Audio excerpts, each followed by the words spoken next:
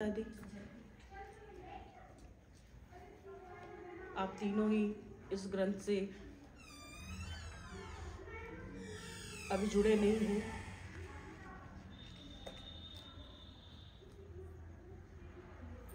और इतना भी मुझे आभास है कि आपने अभी लाइट तो इस बार हमने चलाया ही नहीं, फिर कह दो। माँ भगवती के पवित्र पावन नवरात्रों में शिव शक्ति धाम में पहली बार माँ भगवती के ऐसे ग्रंथ का हम प्रकाश कर रहे हैं। पिछले पहले नवरात्रों से आज महामाई का चौथा नवरात्रा है। बड़े सौभाग्य की बात है कि हर दिन जैसे जैसे बढ़ता चला जाता है वैसे वैसे ही महामाई के रंग और रूप भी बदलते रहते हैं। पहले दिन माँ शैलपुत्री होती है और दूसरे दिन माँ ब्रह्मचारिणी, तीसरे दिन माँ चंद्रघंटा होती है और चौथे दिन माँ कुष्मांडा होती है। माँ के कितने भी रूप हैं लेकिन सब रूपों में वास केवल महामाई का ही होता है। फिर कह दो जय माता दी। आप सबने कल सुना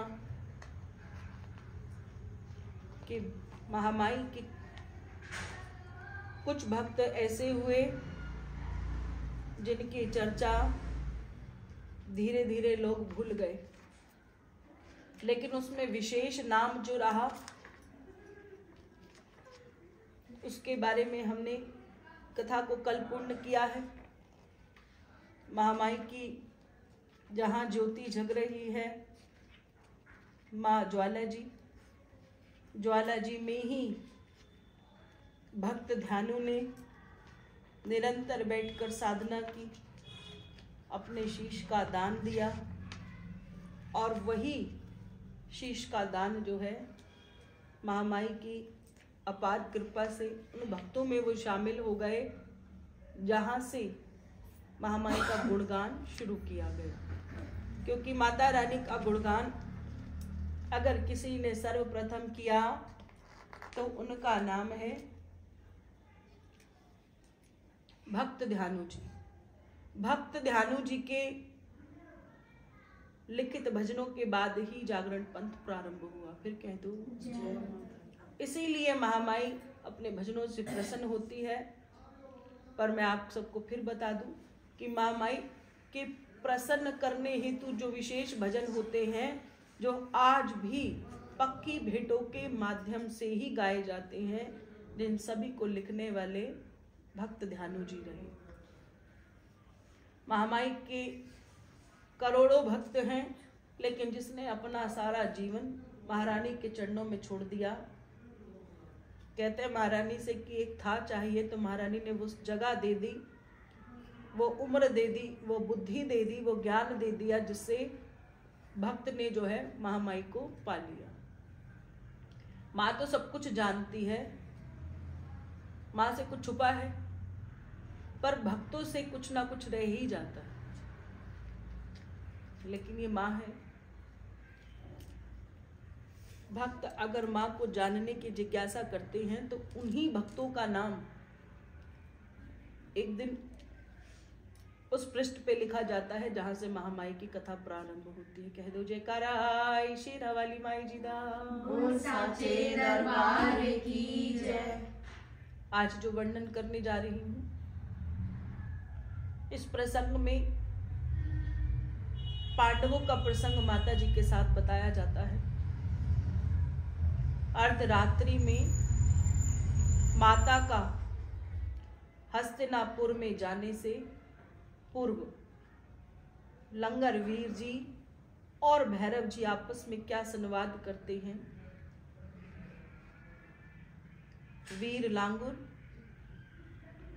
और वीर भैरव, ये दो ऐसे नाम हैं, इन दोनों नाम के बिना महामाई कहीं नहीं आती, कहीं आती नहीं है और अपने स्थान से भी कहीं जाती नहीं है। जब महामाई जिस भी स्थान पर जाती हैं वहाँ पर इन दोनों की हाजिरी उनसे पहले ही लग जाती है। आदि शक्ति माँ जगदम्बा अपने भवन में विराजमान है। लंगर वीर हनुमान जी और भैरव जी हमेशा उनकी सेवा में खड़े रहते। इसलिए कहा जाता है कि जब महामाई की सेवा होती है, जहाँ महामाई की जागरण चौकियाँ होती हैं, तो वहाँ पर सेवादारों की आवश्यकता पड़ती है। किसी भी संघ को चलाने के लिए, किसी भी संस्था को चलाने के लिए जहाँ एक और सदस्यों की आवश्यकता है, उसी और आप ध्यान से सुने कि महामाई को भी अपने ये दो सेवादार हमेशा चाहिए, जिनका नाम है लांगुर वीर हनुमान जी और भैरव जी। हनुमान जी ने देखा कि महारानी के मुखमंडल पर कुछ चिंता की रेखाएं हैं।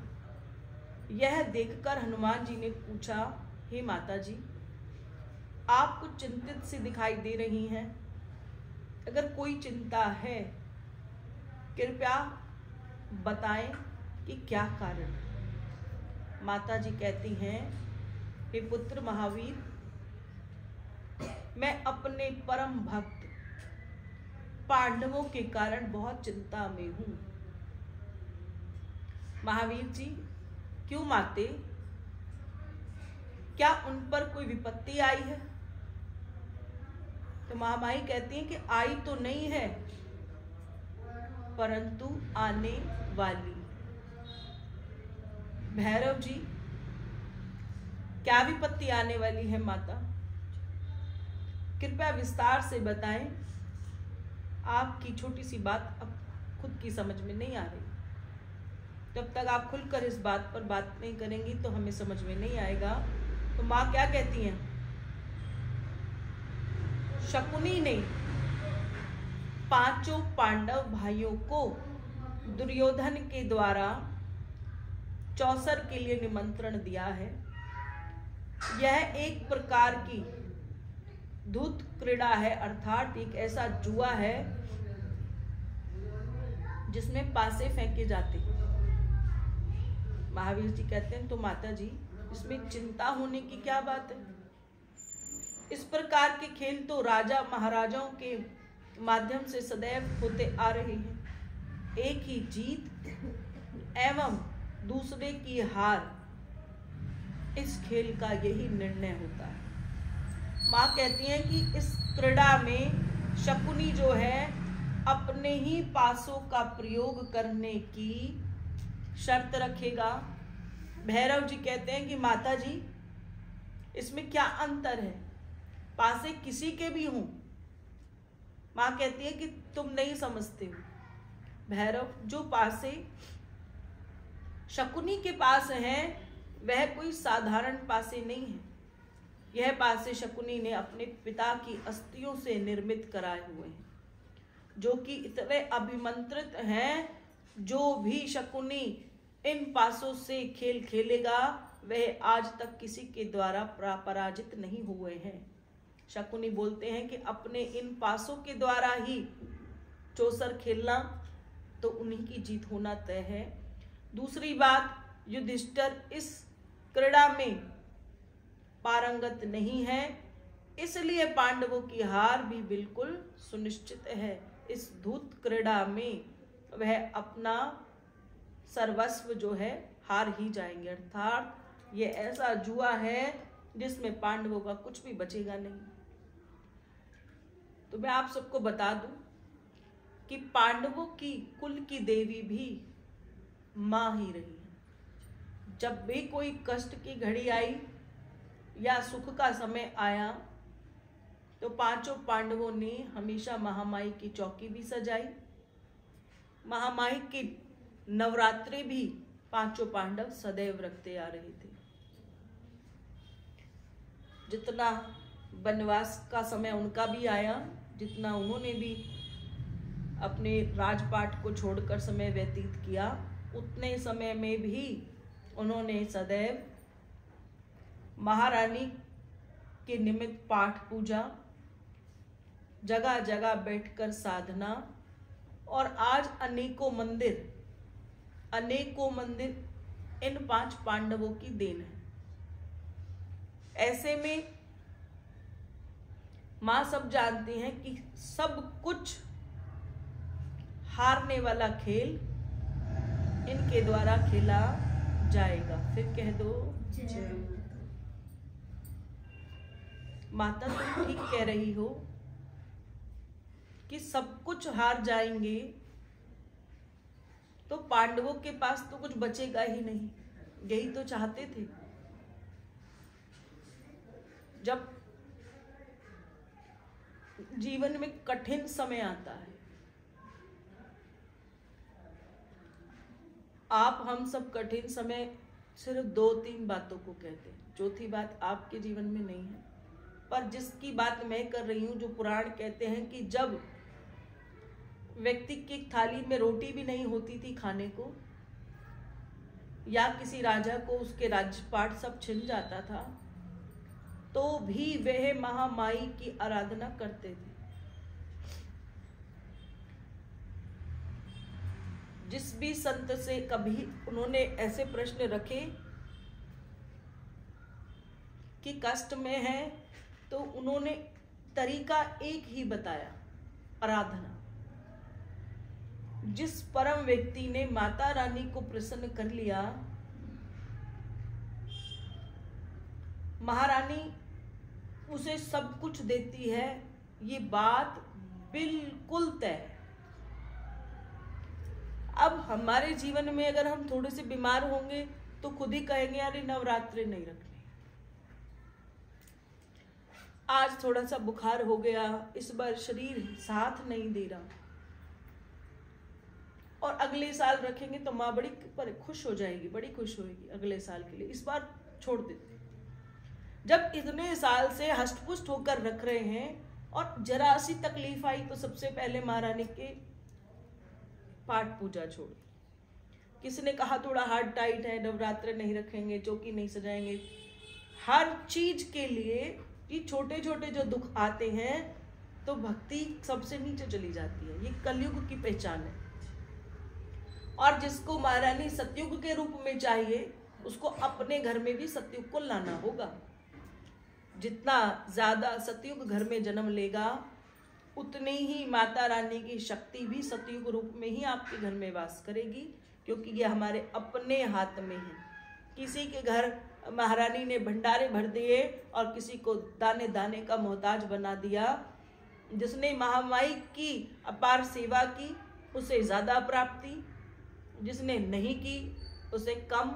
और जो इनके प्रति अपशब्द करते हैं और जो इनके प्रति बुरे विचार रखकर जीवन को जीते हैं, उनका जीवन तो यहीं बैठे बैठे नर्क हो जाता है। फर्क सिर्फ इतना है कि आपको देखने में वो अच्छा लगता है, और जब कुछ अचानक घटित होता है तब पता चलता है ओहो ऐसा कैसे हो गया। ये कई दिनों की कहानी है। महावीर जी, यह तो बड़ी चिंता का विषय है। फिर महावीर जी ने कुछ क्षण सोचा और महामाया से बोले। महावीर जी कहते हैं, माँ आपके होते हुए भला पांडव जो है हार कैसे सकते हैं? निरंतर आपकी पूजा करते आ रही हैं, सदियों से आपके व्रत करते हैं, सदियों से आपकी पूजा कर रहे हैं, तो आप तो उनके हमेशा साथ हैं। फिर काहे की चिंता है? आपके होते हुए पांडव नहीं हार सकते। क्यों? क्योंकि आप तो महामाया हो। आप होनी को अनहोनी में परिवर्तन कर सकती हो। आप क्षण भर में ही थल को जल और जल को थल करने में सक्षम हो। आप यदि चाहो तो धूर्त जो शकुनी है, इस चौसर के खेल में पांडवों को कदापि हरा नहीं सकता। आपके लिए कुछ भी असंभव नहीं है, ऐसा वीर लांगुर महामाई को कहते हैं। माता रानी उनको उत्तर देती है कि तुम ठीक कह रहे हो। हम ऐसा करते हैं कि हस्तिनापुर चलते हैं। यदि पांडवों ने मेरे दर्शन किए तो वह हारी हुई बाजी को जो है जीत जाएंगे। मां का हस्तिनापुर में जाना। मां जगदम्बा ने अपने भवन से हस्तिनापुर के लिए प्रस्थान कर लिया। महावीर वीर लांगुर जी ने श्री राम ध्वज को लेकर वह आगे की ओर बढ़े और पीछे महारानी के भैरव जी भी चल दिए। माता जब हस्तिनापुर पहुंची तो कौरवों के महल से थोड़ी ही दूर पर जाकर रुक गई। महावीर जी ने रुकने का कारण पूछा तो मातेश्वरी, माँ भगवती, माँ जगदम्बा ने कहा कि हे महावीर, यदि मैं महल के भीतर गई तो यह उचित नहीं होगा, क्योंकि वहां दुष्टों की सभा है। वहां दुर्योधन, दुशासन एवं शकुनी, जयदत्त जैसे दुष्ट विद्यमान हैं।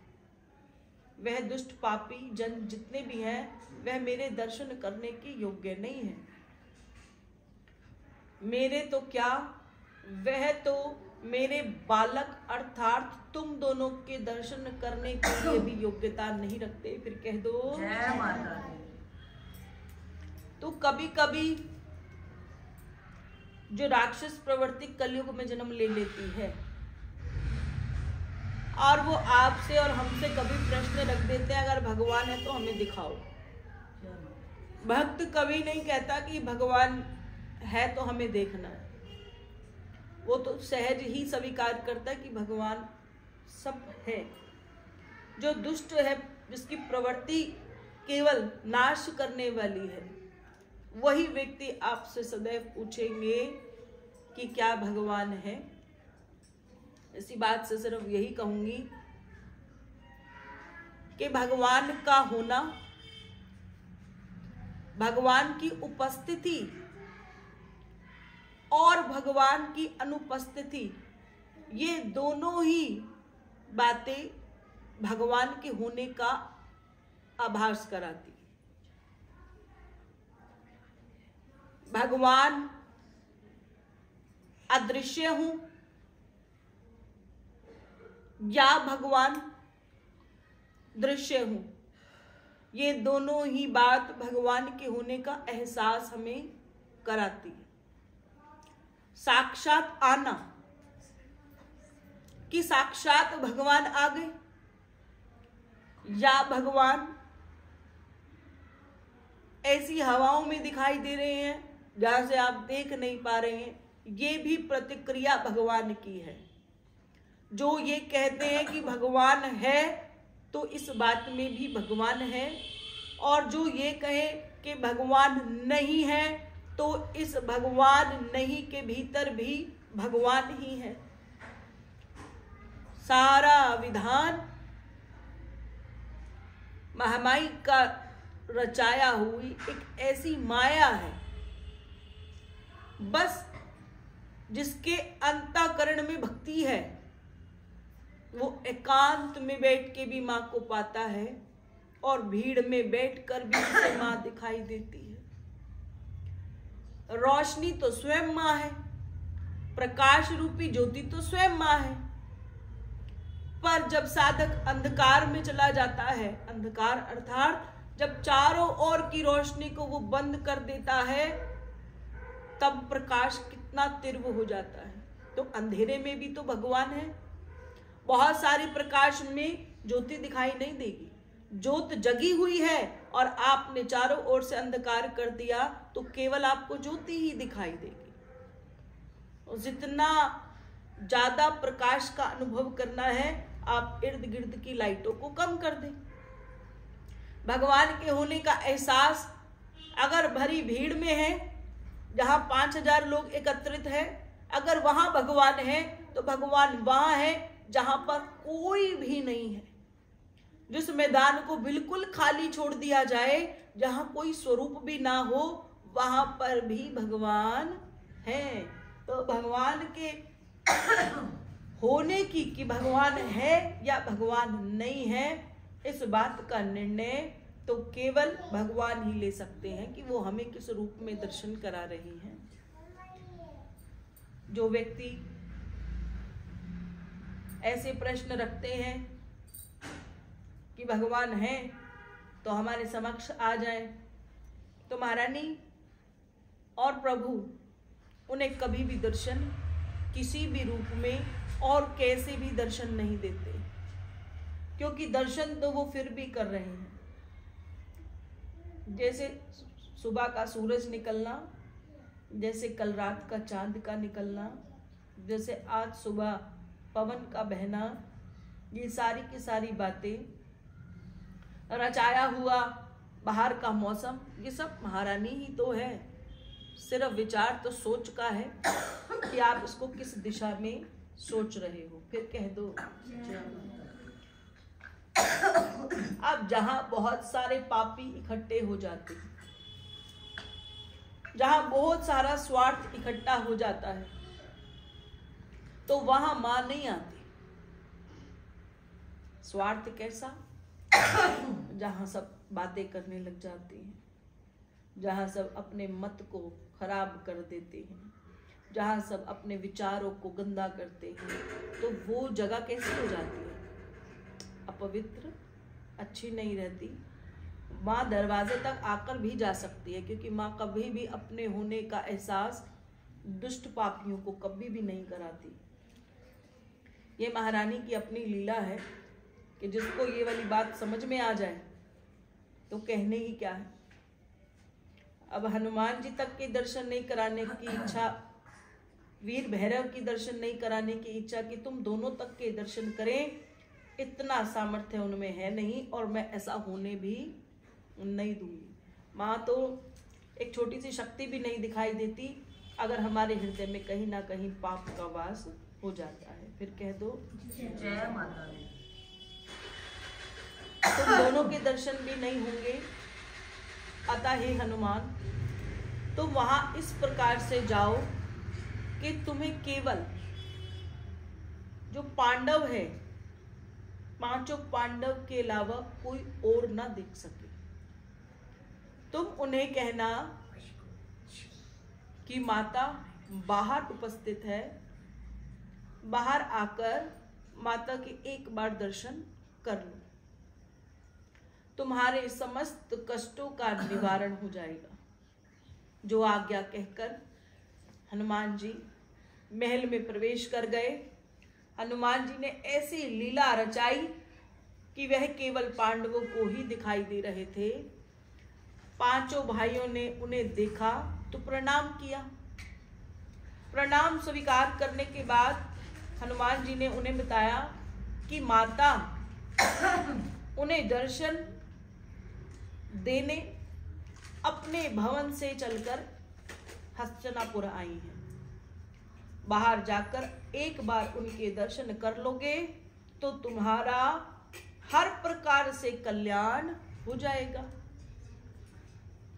धूत क्रीड़ा में उलझे हुए पांडवों ने महावीर जी की बात को सुन तो लिया, लेकिन सुनने के बाद उस पर कोई विचार नहीं किया। सोचो कि हनुमान जी कह रहे हैं कि बाहर मां खड़ी है, लेकिन पांडव ने सुनकर भी ऐसे जताया कि हमने वाली बात नहीं सुनी। उन्हें डर क्या लगा कि कहीं खेल से ध्यान हटा तो दुष्ट शकुनी कोई कुटिल चाल ना चल दे। महावीर जी ने 2 बार और महामाई का आदेश सुना दिया कि जितनी जल्दी हो सकता है तुम बाहर उठकर आ जाओ।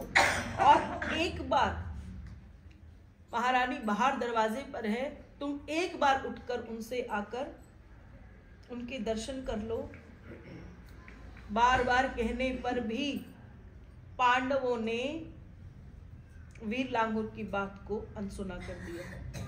उनके इस प्रकार के व्यवहार से हनुमान जी को बहुत क्रोध आया कि मैं बार बार कह रहा हूं और ये मेरी बात सुन ही नहीं रहे। इतना क्रोध आ गया कि आज्ञा के बिना ही हनुमान जी उन्हें कोई शारीरिक हानि नहीं पहुंचाना चाहते थे। उन्होंने किसी तरीके से अपने क्रोध को बिल्कुल शांत कर दिया और माता के पास आकर बोले, हे माता, आप अपने जिन प्रिय भक्तों का कल्याण करने इतनी दूर से यहाँ चली आई हो, उन्होंने तो आपके संदेश की ओर ध्यान तक नहीं दिया है। मैंने 3 बार आपका संदेश उन्हें सुना दिया है, परंतु उन्होंने तीनों बार दिए हुए संदेश को अनसुना कर दिया। पांडवों का जुए में इतनी लगन लगी हुई है कि आप बाहर खड़ी हैं और आप कौन हैं, आप जगत जननी माँ हैं, फिर भी उनका कोई असर नहीं है। महावीर जी के मुख से इतनी बातें सुनते ही आदिशक्ति माता के नेत्र जो है क्रोध से बिल्कुल लाल हो गए। उन्होंने भी अपनी भ्रुकुटियां को जो है तान में दे दिया। उनका यह रूप देखकर हनुमान जी कहने लगे, हे माता, भले हैं या बुरे हैं, पांडव हैं तो आपके भक्त, आप अपने क्रोध में आकर उन्हें कोई श्राप मत दे देना। हे महावीर, मुझे उन्हें श्राप देने की आवश्यकता ही नहीं पड़ेगी। शकुनी के तो मायावी पासे से ही अपना काम कर जाएंगे और इस धूत क्रीड़ा में पांडवों की हार सुनिश्चित है। मुझे स्पष्ट दिखाई दे रहा है कि पांडवों के प्रतिकूल दिन जो है अब आरंभ हो चुके हैं। जब बुरा समय आता है, हमारे जीवन में कोई कष्ट आना होता है, तो जो हमारे इष्ट देवी देवता होते हैं वो हमें कई तरीकों से अपना संदेशा भेजते हैं। पर हम चाहे सुख में हो और चाहे दुख में हो, उनको छोड़कर बाकी सबकी बातों को मान लेते हैं। जैसे ही सबकी बातों को मानते हैं तो जो भगवान है, जो देवी देवता है, वो आराम से बैठ जाते हैं कि वो लाख प्रयास भी कर ले, जो बुरा समय है व्यक्ति उस बुरे समय की ओर बहुत जल्दी खिंचता चला जाता है। फिर कह दो जय माता। मेरे श्राप से मैं तो फिर भी क्रोध में आकर अपने बच्चों को ऐसा ही श्राप दूंगी कि फिर भी बच जाएंगे, लेकिन जो खेल शकुनी ने रचा दिया है वहां तो मेरा श्राप भी बेकार हो जाएगा। उससे ज्यादा बुरा हाल पांडवों का होने वाला है। मुझे सब कुछ दिखाई दे रहा है। वीर लांगुर महावीर जी कहने लगे, आप ठीक कह रही हैं माता, जिनसे मां जब जननी ही विमुख हो जाए उनका पतन तो अवश्य स्वाभाविक है। हे महावीर, मेरा श्राप केवल इतना है कि जिन पांडवों को मैं साक्षात दर्शन देने आई थी, उन्होंने मेरे साक्षात रूप के दर्शन नहीं किए, इसीलिए आज के पश्चात मैं पांडवों को कभी भी फिर साक्षात दर्शन नहीं दूंगी, अपितु पिंडी रूप में ही दर्शन दूंगी और आकाशवाणियों के द्वारा निर्देश भी दूंगी। हे मां जगदम्बा, महावीर जी एवं भैरव जी के साथ अपने भवन को फिर से वापस लौट गए। उसके बाद से जब कोई आपको बहुत प्यार देता है तो आप उनका सत्कार करना भूल जाते। अगर किसी को पता है कि कभी भी भगवान मिल सकते हैं, कभी भी आपके गुरु मिल सकते हैं, आपके गुरु 24 घंटे खाली बैठे हैं, तो आप अपने काम से जब फ्री होगे, जब आप निवृत्त सब चीजों से खाली हो जाओगे, तो मन करेगा चलो चले जाते। तो आप समझ लेना गुरु से मिलकर आप कुछ पा नहीं रहे हो। अपने जीवन में बहुत सारी चीजों को छोड़ना पड़ता है, बहुत सारी चीजों को भूलकर, बहुत सारे कामों को जब आप छोड़ देते हो, जिसको आप कहते हो मेरे घर के बहुत सारे काम हैं, जब आप महारानी के निमित्त, अपने देवी देवताओं के निमित्त सभी चीजों को छोड़कर कुछ करने का प्रयास करते हो तो उस कर्म की कीमत हो जाती है। एक मैं यहाँ से गुजर रही थी कि सोचा मिलकर चली जाऊं, मैं यहाँ से गुजर रही थी तो सोचा दर्शन करती चली जाऊं। उस दर्शन में, और अगर एक परम व्यक्ति, जैसे एक बार बेटी है हमारी ऑस्ट्रेलिया रहती है, कि उसने विशेष रूप से एक टिकट कटवाया कि मुझे माँ के दर्शन करने आने हैं।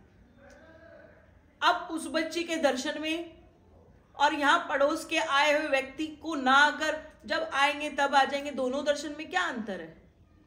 देने वाली तो यही है, पर आपके आने की कीमत, जिज्ञासा कैसी है कि कामना भी उसको यही थी कि जब मैं जाऊं तो मुझे मंदिर में कोई मिले नहीं, कि मैं आधा पौना घंटा आपके पास बड़े आराम से बैठकर अपनी बात कर सकूं। कि ऑस्ट्रेलिया में शेरों वाली माता को कोई नहीं जानता, लेकिन जब से आपसे मिली हूं तो लगता है कि आप जैसे ही होंगी। ये नहीं कह रही हूं कि माँ मेरे जैसी है, मैं नहीं ऐसी हो सकती, केवल भाव की बात बता रही हूं। तो जब हम कोई भाव किसी प्रति पैदा करते हैं तभी हमारा कल्याण होता है। आते जाते माथा टेकने से क्या होगा? तो जब महारानी, जब आपके जीवन में कष्ट आते हैं, तकलीफ आती है, तो महारानी दस्तक देना शुरू कर देती है कि आपको किसी ना किसी आभास कराने लग जाएगी। लेकिन अगर हमारी समझ में नहीं आया, उस समय क्या दिमाग में ऐसा फतूर है कि वही करना है। जैसा मान लो कि मैंने कहा कि इस साल जहां कलेश हो वहां नहीं जाना, करना भी नहीं है। जितना ज्यादा भक्ति कर सको उतनी ज्यादा भक्ति करनी है। मान लो 8-10 बातें आपके गुरु ने आपको बता दी, पर बताने से क्या होगा? लिखने से भी क्या होगा? पोस्टर छापने से भी क्या होगा? तुम्हें एक चीज बोल बोल कर कराने से भी क्या होगा? अगर आप कहें कि अरे हमने तो सुना ही नहीं था, हमें तो पता ही नहीं चला, हमने तो ये किया ही नहीं, अब क्या कर सकते? इसका मतलब वही है कि मैंने तो आदेश दे दिए कि कर्म करो, नहीं किए, इसका मतलब बुरा समय तो आना ही है। महारानी के रुष्ट होने से क्या होगा? इनका कर्म ही इनको इतना डुबो देता है कि महारानी के रुष्ट होने की जगह नहीं आती। इसी बात के साथ कि मैं तो आई थी दर्शन देने के लिए कि इनका कल्याण कर दूंगी। अब ये तो कलयुग है, कलयुग में आपके लिए दरवाजे पर मां नहीं आ जाएंगी, कहेंगे कि मैं आज तुम्हारे, ना ही तो तुम पांडव हो, ना ही वो समय। लेकिन ये भी सत्य है कि माँ किसी ना किसी के मुख से, किसी ना किसी के द्वारा आप तक आदेश अवश्य पहुंचाती है। भले ही आपके स्वप्न में माँ आ जाए, भले ही किसी भी रूप में माँ आपको बात पहुंचाए, पर पहुंचाती है, ये वाली बात भी पक्की है। पर कब? जब माँ को आपकी चिंता होगी। अब चिंता होने का कारण तो तभी जब आपकी उनमें भक्ति होगी। अब आप सोचो, अजी तुम्हारे स्वप्न में आती, मेरे में नहीं आती, इसका मतलब आप समझदार बने, हम थोड़ी नहीं बताएंगे। एक के सपने में हर रोज आ रही है, एक के सपने में कभी नहीं आएंगे, एक के सपने में 6 महीने में एक बार आ रही है। इसका मतलब कि हमारा संबंध कैसा है? अब कभी कभी किसी के दिन, एक दिन में 3-3 बार भी आ जाती है, उनका दिल नहीं लग रहा, वो बार बार भी आती है। अब उनको आपसे कोई प्रेम नहीं है, भक्त जन है, ठीक है, अब दुनिया है। महारानी का तो पूरा ब्रह्मांड शक्ति का तो उनके नीचे, उनके अधीन होके चल रहा है। जब माँ को बड़ा क्रोध आया तो उसी दिन के बाद से ही जहां जहां भी फिर महारानी ने पांडवों को दर्शन दिए, वहां पर माँ साक्षात उन्हें नहीं मिली, वहां पर उन्होंने अपने चिन्ह छोड़े। वही चिन्ह कहीं पिंडी रूप में बने, कोई चट्टान बनी, किसी किसी रूप में। फिर माँ ने पांडवों को कभी साक्षात दर्शन देने की इच्छा खुद ही छोड़ दी। क्यों छोड़ दी? वो जो हनुमान जी ने बोला था कि आपको बाहर दरवाजे में माता खड़ी है, तो वो आए ही बाहर, उन्होंने आगे मानी। क्योंकि महारानी को पता था कि मेरे साक्षात दर्शन होने से कुछ होगा नहीं। मैं तो आ गई, फिर भी मैं कि लिखे हुए कर्म को बदल नहीं सकती। अगर मिल जाती तो बात दूसरी थी। फिर भी लोगों ने क्या पता यही ताने दिए हो कि ये तो बड़ी माँ करते थे, फिर भी भटक गए। जब बुरा समय आता है तो ये कथाएं हमें, ये प्रमाण है इन कथाओं का कि जब सुनकर नहीं समझ में आया, इसका मतलब अब समझ में नहीं आएगा। इसका मतलब ही यही है।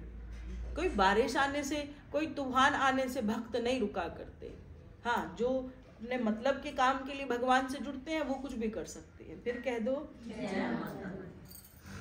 पांडवधूत क्रीड़ा में दुष्ट शकुनी के जो कुटिल चालों के सन्मुख अधिक देर तक टिक नहीं पाए और शीघ्र ही अपने पूरे साम्राज्य के साथ साथ अपनी पत्नी द्रौपदी को भी उसमें हार गए और द्रौपदी को दुशासन उनके केशों से पकड़कर घसीटते हुए भरी सभा में लेकर आ गए।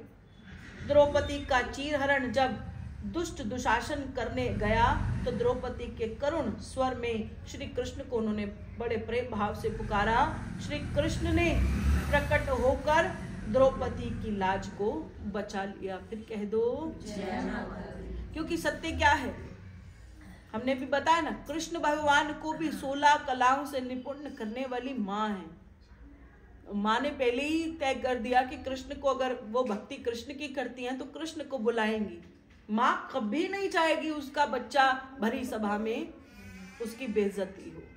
तो माँ ने पहले ही कृष्ण भगवान को ऐसी कलाएं सौंप दी कि उनके ध्यान करते ही और द्रौपदी के अपार भक्ति के साथ जुड़ने के बाद सभा में उनका अपमान नहीं हुआ। तो मैं भी तो बार बार कहती हूँ कि हमारा कभी अपमान हो नहीं सकता। जो लोग बार बार कहते हैं कि हमारी इज्जत नहीं है, घर में हमारी इज्जत नहीं है, आप कुछ ऐसा बताओ कि इज्जत होने लग जाए। बता रही हूँ ना, इससे संबंध बना, ऐसा संबंध बनाओ, ऐसा संबंध बनाओ जिससे इसमें भी वही वाली बात पैदा हो जाए। माँ भी कहे कि अगर तू है तो तेरा अपमान नहीं होने दो। ये लिखित बात है, मैं ऐसे थोड़ी नहीं कह रही। लिखित बात क्या है, जितना ज्यादा माँ के साथ संबंध होगा, कोई आपसे लड़ने के लिए ऐसे नहीं कर सकेगा, कर ही नहीं सकेगा। ये चमत्कार है महामाई का, कोई उंगली नहीं उठा सकेगा। उसने आपके रूपरेखा में महारानी को देख लिया, उसकी भक्ति को देख लिया, वो ऐसे नहीं कर सकता। उसकी नजरें अपने आप ये खुद झुकाने पर उसे मजबूर कर देती है। फिर कह दो, कृष्ण भगवान ने आकर माँ द्रौपदी की लाज को बचाया था और उसी दिन से ही उनका समय जो है खराब आना शुरू हो गया। पांडवों ने बहुत ऐसा समय देखा जो सब जानते हैं। पांडवों को सजा के रूप में 12 वर्ष का वनवास एवं 1 वर्ष का अज्ञातवास मिला। पांडवों ने राज्य का परित्याग कर दिया और साधारण वस्त्र पहनकर पत्नी सहित वनों में जाकर रहने लगे। भक्तजन अपनी 12 वर्ष के वनवास में पांडव पूरे भारतवर्ष में रहे। इस समय पाकिस्तान, अफगानिस्तान सहित भारत भूमि अत्यंत विस्तृत थी। साथ ही यह भी सत्य था कि संपूर्ण भारतवर्ष छोटी छोटी रियासतों में बटा हुआ था और यह रियासतों का अस्तित्व सतयुग, त्रेतायुग, द्वापर में लेकर कलयुग में भी तब तक रहा जब तक अंग्रेजों का जब 15 अगस्त 1947 को भारत छोड़ो कर जाने के बाद लौह पुरुष सरदार वल्लभ भाई पटेल ने प्रयास करने के बाद बुद्धि कौशल का उपयोग करके साम दाम दंड भेद द्वारा तत्कालीन सभी रियासतें जैसे कश्मीर को छोड़कर एकाकीकरण किया। करने पर उन्होंने संपूर्ण भारत में विलय कर दिया और विशाल भारतवर्ष का साम्राज्य स्थापित हुआ। तो ये भारतवर्ष बाद में बना जो हम देख रहे हैं। पहले जितना पूरा ब्रह्मांड जितनी शक्ति थी, जहां पर जैसे बताते हैं कि अफगानिस्तान था वो भी इसी भूमि पर था और पाकिस्तान था वो भी इसी भूमि पे था। हिंगलाज माता रानी का सिद्धपीठ जो स्थान है वो पाकिस्तान में है। यहाँ के आज तक लोग वहाँ नहीं जा पाते, जाते हैं तो बहुत कम लोग जा पाते हैं। और हिंगलाज माता रानी की सेवा ही वहाँ पाकिस्तान में पाकिस्तान के ही द्वारा की जाती है। वो भी पिंडी रूप में ही महामाई के वहाँ पर दर्शन है जो लोग वहाँ करने जाते हैं। ऊपर लिखा जा चुका है कि अपने वनवास काल के समय पांडव पूरे भारतवर्ष में भिन्न भिन्न स्थानों पर रहे। जिन स्थानों पर पांडवों ने अधिक समय व्यतीत किया उन स्थानों पर उन्होंने कहीं पर भी माता के मंदिर को कहीं शिवालय के रूप में बना दिया और कहीं माता रानी का मंदिर बनाया। जहां भी रहे उन्होंने कोई ना कोई आकृति बनाई और वहीं रहकर वो माता रानी की आराधना करने लगे। शिवालय बनाया और शिवालय की आराधना करने लगे। कथा के अनुसार भय से उन सभी का उल्लेख करना संभव नहीं है, अतएव उनके द्वारा बनाए गए कुछ एक मंदिरों का वर्णन किया जाता है। पांडव अपने क्षेत्र से निकलने के बाद उत्तर प्रदेश, वर्तमान में उत्तराखंड भी कहते हैं कि और से निकल गए थे। उसके पश्चात पांचों भाई जो है द्रौपदी सहित पिंजोर नामक एक स्थान है वहां पहुंच गए। पिंजोर जानते हैं कहाँ है? चंडीगढ़ के पास। पांचों पांडवों के यहाँ पर निवास करने के कारण ही इस क्षेत्र का नाम पिंजोर पड़ा था। वर्तमान में यह एक बड़ा कस्बा है जो हरियाणा के जनपद पंचकुला में पड़ता है। कहते कि पांडव जब इस क्षेत्र में आए तो कुटिल दुर्योधन ने अपने गुप्तचरों को आदेश दे दिया कि पांडव जिस कुएं अथवा सरोवर का पानी पीते हैं उसमें आप विष डालकर उसे विषैला कर दो। सन 1978 में वहां की यात्रा के दौरान बड़े बुजुर्गों ने बताया कि पांडव जिस कुएं से 5 दिन पानी पीते रहे, छठे दिन प्रातः काल ही किसी स्थानीय व्यक्ति ने दुर्योधन के गुप्तचर को उस कुएं में जहर डालते हुए देख लिया। यद्यपि वह व्यक्ति नहीं जानता था कि पानी में विष मिलाने वाला व्यक्ति कौरवों का गुप्तचर है, परंतु उसने पांडवों को बता दिया कि किसी व्यक्ति ने कुएं के जल में विष मिला दिया है। अतः पांडवों ने उसी दिन नया कुआं कुछ दूरी पर खोदना प्रारंभ कर दिया। उन दिनों में पानी का दोहन कम होता था, पानी का स्तर भूमि में बहुत अधिक गहरा नहीं होता था, अतः शीघ्र ही कुएं में पानी निकल आया करता था। पांडव जान चुके थे कि कौरवों ने अपने गुप्तचर उनके पीछे लगा दिए हैं। जो पांडव प्रतिदिन एक नया कुआं खोदते थे और उसी के जल का प्रयोग करने लगते। इतने में थोड़े समय के बाद पता चलता कि फिर उसमें पांडवों ने जहर मिला दिया है। पांडव इस रमणीक स्थल पर 1 वर्ष तक वहीं पर उन्होंने निवास किया। वह कुएं जो संख्या में 360 बताए जाते हैं, बहुत ऊपर ही उसमें से पानी निकल आने के कारण उन्हें कुएं ना कहकर बावड़िया जैसा स्थान भाषा में कहा जाता है वहां की, कि ऐसी जगह बन गई जो कुएं जैसी नहीं रही पर उनकी संख्या 360 बताई जाती है। सन 1978 में वहां की यात्रा के समय देखा गया कि अनेक स्थानों में पानी निकलकर बह रहा है। कहां से आकर कहां की ओर जा रहा है इसका हिसाब लगाना बहुत कठिन है। पांडवों ने ही यहाँ एक सुंदर बाग का निर्माण किया, उद्यान बनाया है, जिसमें कलयुग में मुगल शासनों ने उसे क्या नाम दे दिया था? मुगल गार्डन। आप सब गए हुए हैं मुगल गार्डन के नाम से। ये मुगलों ने बनाया, अपना नाम रखा था, जबकि ये हमारे 5 पांडवों ने बनाया था। परंतु आज भी यहाँ एक शिलालेख स्थापित है जिस पर इस सुंदर बाग को पांडवों द्वारा निर्मित कराया गया है, यह उसमें लिखा हुआ है। अब यह मनोरम बाग हरियाणा पर्यटन विभाग के अंतर्गत आता है। प्रतिदिन हजारों लोग यहाँ पर घूमने आते हैं एवं उस सौंदर्य का आनंद उठाते हैं। फिर कह दो जय माता दी। 1 वर्ष ऐसे व्यतीत होने के बाद 1 साल कहाँ लगा दिया? अभी बताया ना, कहाँ लगाया है? पिंजोर में। पिंजोर में 1 वर्ष तक वो वहां रहे और 1 वर्ष जब व्यतीत हो गया उसके बाद वो कहाँ चले गए? हिमाचल। हिमाचल के राज्य में उन्होंने प्रवेश किया और हिमाचल में अनेक स्थानों से होते होते पांडव उस क्षेत्र में जा पहुंचे जिसे आजकल हिमाचल में मंडी शहर के नाम से जाना जाता है। मंडी शहर से लगभग 55 किलोमीटर आगे की ओर जाओ तो एक घाटी पड़ती है। घाटी से होते हुए रायगढ़ गांव में वह पहुंच गए, जहां उन्होंने एक शिला पर पांडवों ने अपने शस्त्र रखकर वहां विश्राम किया। इस शिला को आज भी पांडव शिला के नाम से जाना जाता है। यह क्षेत्र उन्होंने बड़ा ही मनोरम लगा और वहां पर वह 1 वर्ष के लिए रहने का विचार कर लिया। इस स्थान पर पांडवों ने माता का एक भव्य मंदिर का निर्माण करने का विचार कर लिया। रायगढ़ गांव के पास स्थित पहाड़ी, जो रायगढ़ के धरातल से 2850 फीट की ऊंचाई पर स्थित है, पांडव उस पहाड़ी पर चढ़ गए थे और वहां से इतना मनोरम दृश्य देखकर वहीं पर ही उन्होंने मंदिर बनाने का निर्माण की विधि सोची।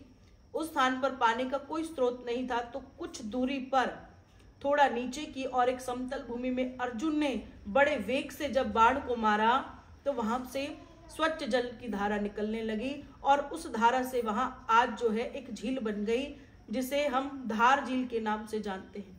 पांडव जब मंदिर बनाने की तैयारी करने लगे तो उन्होंने माता के द्वारा उनको आकाशवाणी हुई कि यदि मेरा मंदिर बनाना चाहते हो तो एक ही रात में आपको इस मंदिर का निर्माण करना होगा। मैं अवश्य ही उसमें निवास करूंगी। पांडव शीघ्रता से मंदिर बनाने में जुट गए। 4 दीवारें फटाफट बना दी, एक चबूतरा बना चुके थे, सभी ऊपर से छत डालने लगे और सवेरा हो गया। मंदिर जो है वो अधूरा ही रह गया। उसके बाद कई बार पांडव ने दीवारों पर छत डालनी चाहिए, परंतु वह छत कभी पूरी नहीं हो सकी। अतः पांडव निराश होकर वहां एक महाकाली की मूर्ति की स्थापना कर वहां से प्रस्थान कर चुके। कह दो जयकारा शेरा वाली जी दा। देख लो, हम कल ऐसी बात कर रहे थे कि माँ तो बड़ी ही बिना किसी आवाज के आती है। जब माँ ने खुद कह दिया ना कि तुम बना लो और मैं आ जाऊंगी, फिर तो वैसे ही तय कर लो कि माँ बनने नहीं देगी। जब माँ ऐसा कह देना कि तू ये काम कर ले, तू कर और मैं आ रही हूँ, फिर तू उनके चरणों में बैठ जाओ कि हम अब मैं समझ गए कि ये काम मुझसे नहीं होगा। अगर एक रात में पांडवों ने सच में मंदिर बना दिया होता और माँ वहीं रहने लग जाती तो शायद स्थिति कुछ और हो जाती। तो आप लोग अपने गुरुओं की बातों को भी समझा करो। अगर आपको गुरु कहते ना भी चल तू कर ही ले, अब तू बार बार कह रहा है, एक बार मैंने कहा ना, तुमने 3 बार कहा हाँ, तो सामने वाला कहेगा उसे तू कर ले। अब होना होगा तो होएगा, लास्ट में वो काम कभी भी नहीं होता। वो अगर 20 बार होना है तो एक ही बार होगा, नहीं होगा। जब महारानी ने इतने खुले शब्दों में कह देना कि करो करो करो, अगर कर सकते हो तुम तो करो, जरूर करो, तो यही उस बात का प्रमाण है कि बुलाना था शेरा वाली को। फिर स्वरूप काली माता का वहां उन्होंने स्थापित किया और वहीं पर उन्होंने महामाई का मंदिर की स्थापना ही की और वहां से उसके बाद उन्होंने प्रस्थान कर लिया। यह भी सुना गया है कि त्रेता युग में उस स्थान पर महर्षि मार्कंडे ने भी तपस्या की। कलयुग में इस क्षेत्र में शिकारी लोग शिकार खेलने आने लगे और इस मंदिर में फिर वहीं पूजा होती थी, जिसके कारण इस मंदिर का नाम शिकारी देवी पड़ गया। जिन पांडवों ने इस रमणीक स्थान पर 1 वर्ष तक रहने का निश्चय किया, वह माता को रुष्ट मानकर कुछ ही दिन के बाद वहां से चले गए। इसका मतलब माँ हमसे नाराज है, नाराजगी में ही तो घर से निकले हैं और महारानी कह रही है कि तुम बनाओ तो मैं रह जाऊंगी। पर वो उनको पता चल गया कि माँ कह रही है रहूंगी और हम एक रात में, हालांकि 5 पांडव बहुत बलशाली थे। जब आगे कथा आएगी या नहीं आएगी तो फिर मैं अलग से सुनाऊंगी कि वो क्या नहीं कर सकते थे। पर एक तो देवी मारुष्ट, एक समय खराब, फिर कितना भी बल हो, सारे बल अपने आप क्षीण पड़ जाते। कितना भी बलशाली हो, कभी कभी वही व्यक्ति युद्ध हार जाता है, क्योंकि ना तो समय ने साथ दिया, ना महारानी साथ दे रही है और ना उनके इष्ट देवी देवता साथ देते हैं। कह दो आधा घंटा और कथा करते, 8:30 आरती करेंगे, ठीक है। निराश पांडव मन में माता के दर्शन की अभिलाषा लेकर चलते रहे। चलते चलते कठिन पहाड़ी दुर्गम रास्तों से होते हुए वह उस स्थान पर जा पहुंचे जो वर्तमान में कांगड़ा महारानी के नाम से प्रसिद्ध है। फिर कह दो बोलो कांगड़ा महारानी की जय। जयकारा शेरा वाली माई जी दा, साचे दरबार की जय। यह स्थान भी बड़ा ही रहस्यमय, बहुत ही सुंदर, सौम्य एवं मनोरम जैसा है। दिन में आसपास के क्षेत्रों में भ्रमण करते हुए एक स्थान पर रात्रि विश्राम के लिए रुके। थकान होने के कारण चारों भाई भीम, अर्जुन, नकुल और सहदेव गहरी निद्रा में चले गए, परंतु युधिष्ठिर की आंखों में नींद नहीं थी। हृदय जो है चित्कर चीख रहा था और चीख चीख कर कह रहा था कि कब तक यूं ही वनों में भटकना पड़ेगा। काश कि मैंने धूत क्रीड़ा अर्थात जुए का यह शौक ना पाला होता। काश मैं दुर्योधन के कहने पर इंद्रप्रस्थ से हस्तिनापुर चौसर का यह घृणित खेल खेलने ना जाता, तो आज हमारी यह दशा ना होती। उनकी अंतरात्मा चीख चीख कर कह रही थी कि हे युधिष्ठिर, जुआ तो तू खेला और तू हारा, परंतु तेरे इन चारों भाइयों एवं द्रौपदी का क्या दोष था? तेरे द्वारा किए गए अपराध के कारण इन निर्दोषों को भी सजा भुगतने पर विवश होना पड़ रहा है।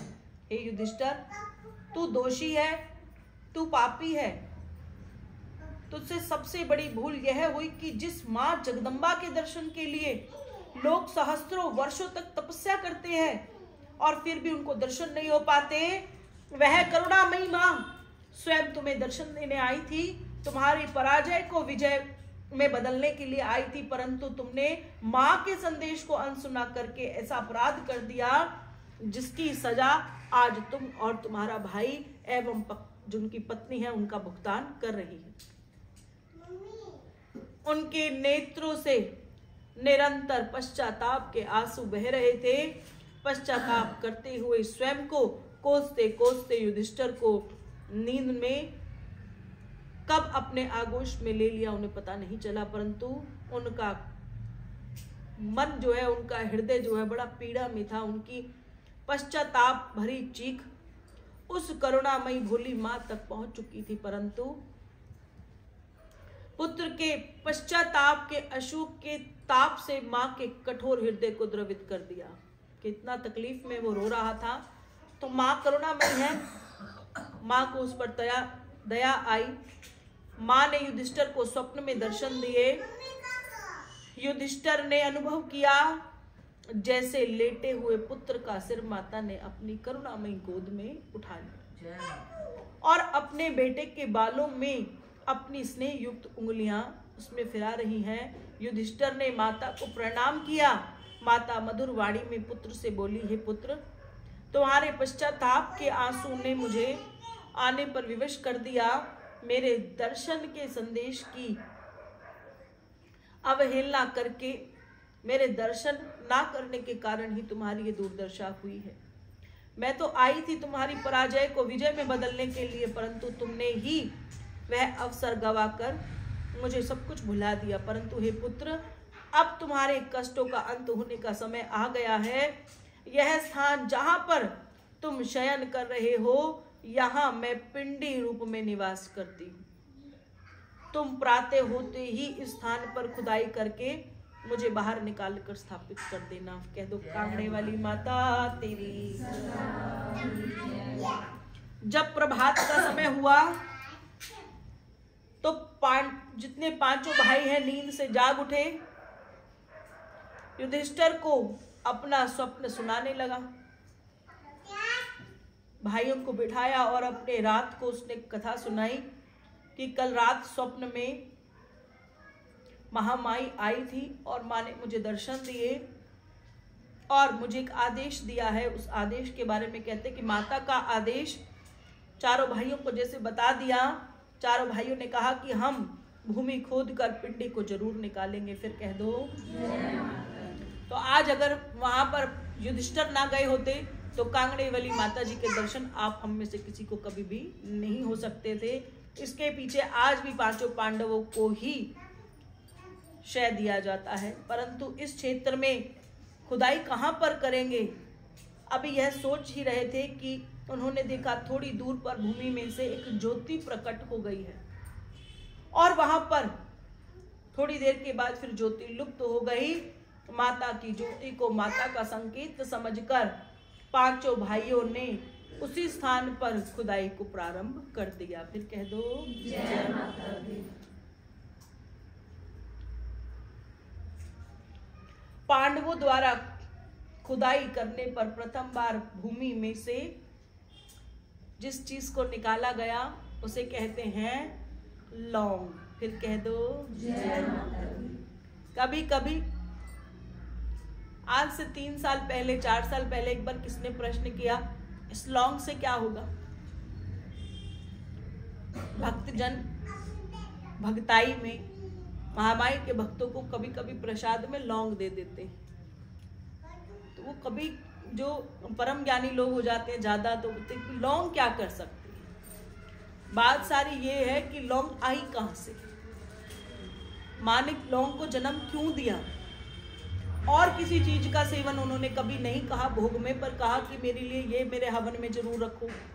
पान में हो तो भगवान के निमित्त जो मीठा पान का भोग लगाते हैं उसमें लौंग जरूर लगाओ।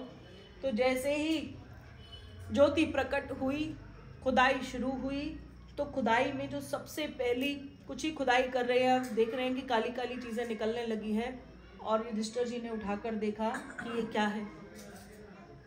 तब थोड़ी नहीं पता ये लौंग है, उठा के उसे साइड पर रख दिया। थोड़ी देर के बाद उसकी और खुदाई को बढ़ाया। जैसे जैसे खुदाई बढ़ती गई तो खुदाई में से जो दूसरी चीज निकली थी उसको कहते हैं सुपारी। जब गोल गोल की तरह कुछ निकलने लगा, उसे खोलकर देखा, तब ये पता नहीं है ये क्या है, तो उसे भी उन्होंने उठाकर एक तरफ रख दिया। दूसरी बार और खुदाई करने लगे, देखा कि केसर की एक क्यारी निकलने लगी। जहां महामाई का वास था पिंडी का, उसकी एक दिशा में केसर की पूरी क्यारी महारानी ने तैयार कर रखी थी। आगे खोदने लगे तो देखा अंदर से महामाई की चंदन की चौकी निकली और माता का एक आसन निकला। खुदाई को जब और बढ़ाया तो भूमि में से जल से भरी हुई एक गागर निकली, जिसको हम कलश कह देते हैं। खुदाई को पांडव बढ़ाते गए और फिर अंत में क्या देखते हैं, 5वीं बार पिंडी रूप में से माता की मूर्ति को प्राप्त हुआ। माता की मूर्ति ने दर्शन दिए जो पिंडी स्वरूप थी। कह दो जयकारा शेरा वाली जी दा, साचे दरबार की जय। उस पिंडी रूपी मूर्ति को देखकर पांडव जो है बहुत ही प्रसन्न हुए। जो जल से भरी हुई गागर निकली थी, उसी के पवित्र जल से महामाई के पिंडी को स्नान करवाकर मां के पास जो रखा कपड़ा था, लाल वस्त्र उनको पहनाकर चंदन की चौकी पर पिंडी को सम्मान सहित विराजमान कर दिया। केसर से माता को तिलक घोलकर मां को तिलक लगाया और भूमि से निकली हुई लौंग और सुपारी माता के ही पास रख दी। जो जो वस्तुएं निकली है उन्होंने मां को अर्पण कर दिया।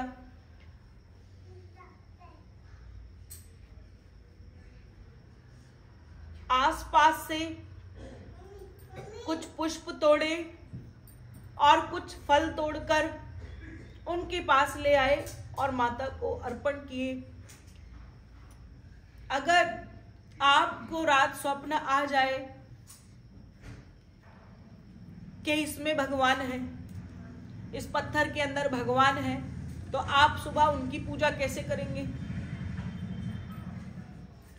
आपको मतलब नहीं होगा कि आकृति आई कि नहीं आई, कि मुझे माँ ने कह दिया कि सुबह मैं तुझे सुबह इस चीज में दर्शन दूंगी, अर्थात माँ उसमें आ गई। तो ये आकृतियां कि कोई कहता है माँ पत्थर है और कोई कहता पत्थर में भी माँ है, ये हमारी अपनी सोच है। इसलिए महामाई जो है पत्थरों में वास करती है। इसलिए जब भी पिंडी रूप आया तो हमेशा पत्थर के रूप में उन्होंने बताया। और जब भी जिसके माध्यम से उन्होंने निकाला उसको बताया कि मैं इसमें वास करती हूं। अगर होठ नहीं है तो ये नहीं कि कहोगे कि माँ भोग कैसे लगाती होगी। अगर कान उस पत्थर रूपी चट्टान में नहीं है तो आप नहीं कह सकते माँ ने नहीं सुना। माँ पूर्ण शरीर से उस पिंडी में समाहित शक्ति है।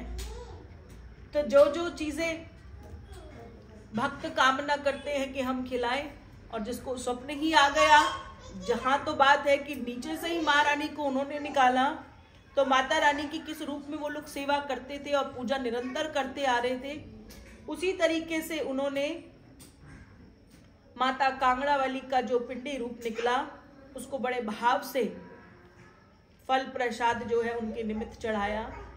फिर पांडव द्रौपदी सहित श्रद्धा पूर्वक माता के चरणों में नतमस्तक हो गए। उस समय माता ने प्रसन्नता पूर्वक एक आकाशवाणी की,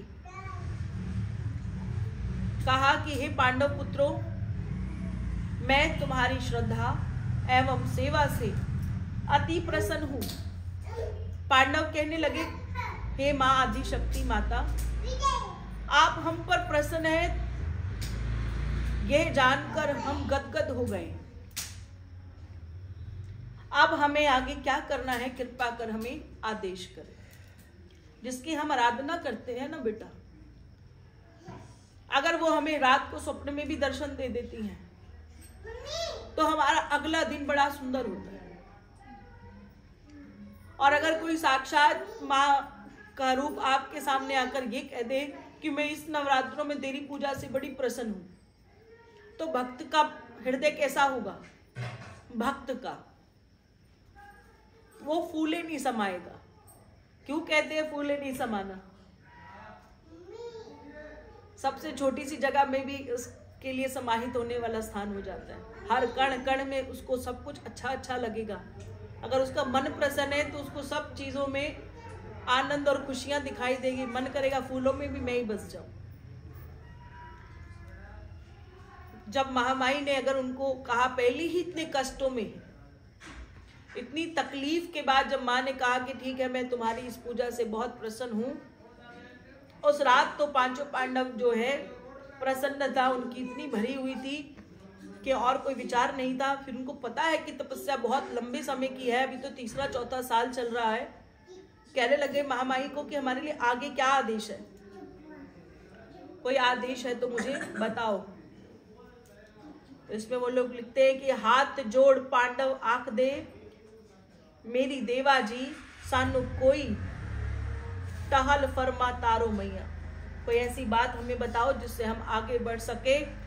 हुक्म जो होया दुर्गे मात दा, मेरी भक्तो जी ऐथे देना मेरा मंदिर बना तारो मैया जी। देखो जहां पर भी महामाई का मंदिर जो कोई बनाता है, इस संसार में, इस पूरे विश्व में जो भी निर्माण करता होता है मंदिर का, महामाई की पहली कृपा तो उस पर होती ही है। लोग अपने घर के भीतर मंदिर नहीं बनाते, होता सोता मंदिर भी किसी के कहे से भुलेखे से घर से निकाल देते। किसने कहा कि मंदिर नहीं? अभी हुई है मेरे साथ थोड़े दिनों पहले ऐसी एक घटना कि बड़े प्रेमी भक्त थे, दिन में 4 बार भक्ति करते थे। ऐसी जगह पहुंच गए, जाने अनजाने, कोई ऐसा कहूंगी कि ऐसा समय आ गया कि ऐसी जगह पहुंच गए, किसी ने कह दिया कि इन गुरु को धारण कर लो, तो उस गुरु को उन्होंने धारण कर लिया। पहली बार नहीं मिले हैं फिर भी धारण कर लिया, और धारण करने के बाद उनके गुरु ने जो शर्तें रखी उसमें से प्रथम शर्त थी कि आज के बाद आप किसी मंदिर में नहीं जाएंगे। फिर कह दो माँ माई की कोई जोत नहीं जगाएंगे।